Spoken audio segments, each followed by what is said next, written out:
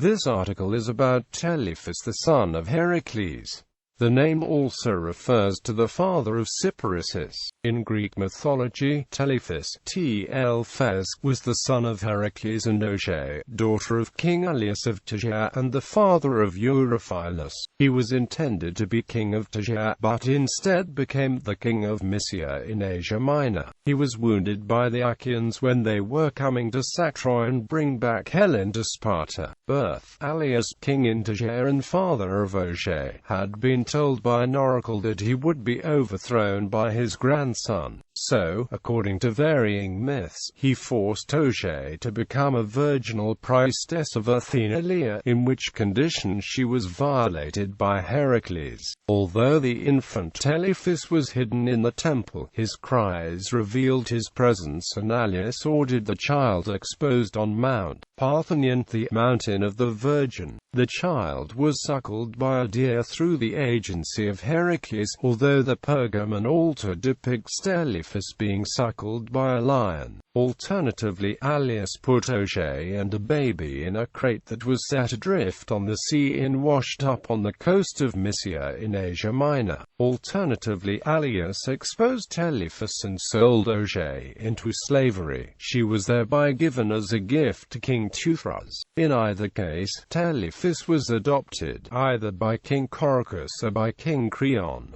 Telephus and Auge. Telephus's companion Parthenopea was destined to die at the gates of Thebes, but Telephus was destined to rule foreign lands and fight his fellow Greeks before they reached Troy. The two companions went off to Asia Minor to look for land to make the kingdom. They eventually came to Mysia, where they aided King Telephus in a war and defeated the enemy. For this the king gave Telephus the hand of his beautiful adopted daughter Auge. Auge, who was still consecrated to the memory of Heracles, privately refused her father's decision and planned Telephus's death. She secreted a knife in the marriage bed and on the wedding night tried to kill Telephus. But Heracles separated the two with a flash of lightning, and they both recognized each other as mother and son. Telephus as king of Mysia versus the Achaeans.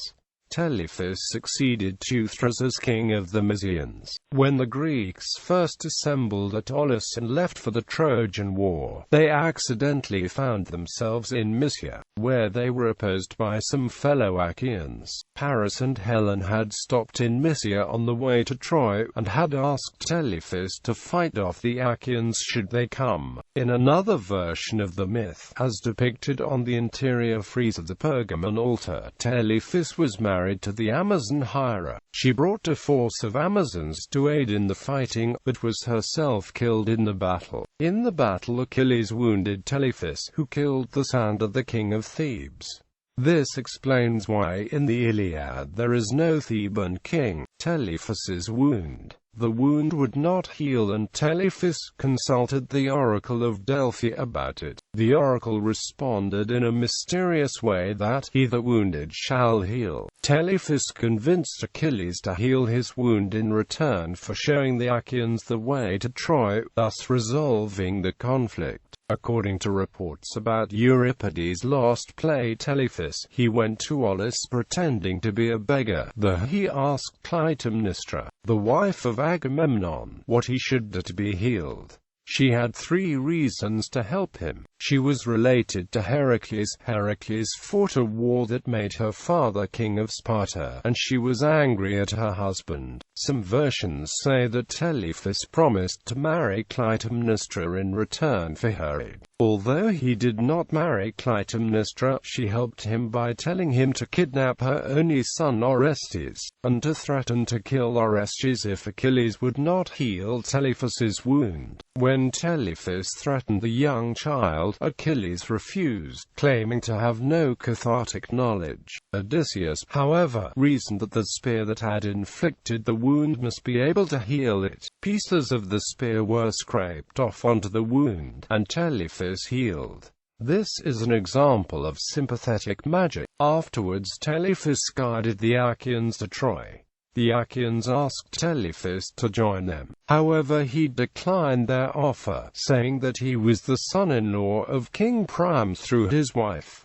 Telephus's wives. Different traditions ascribe different wives to Telephus, usually either a daughter of Priam or a daughter of Teuthras. Marriage to a daughter of Priam, either Laodice or Astyoche, generally accounts for Telephus's refusal to attack Troy along with the Greek armies. According to Diodorus Siculus, Telephus was married to Argiope, the daughter of Teuthras, after it was discovered that Auge was his mother. Philostratus, however, in his Heracles, makes Hera the wife of Telephus.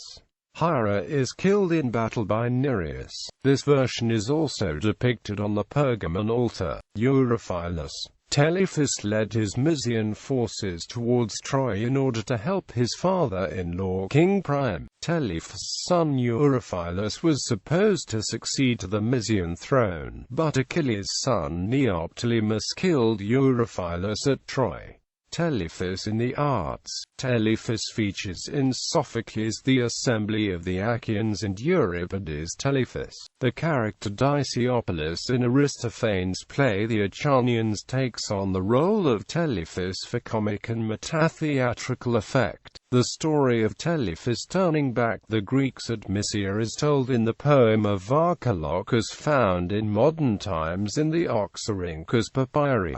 Telephus's story is the subject of the Telephus frieze that forms a part of the famous Pergamon altar.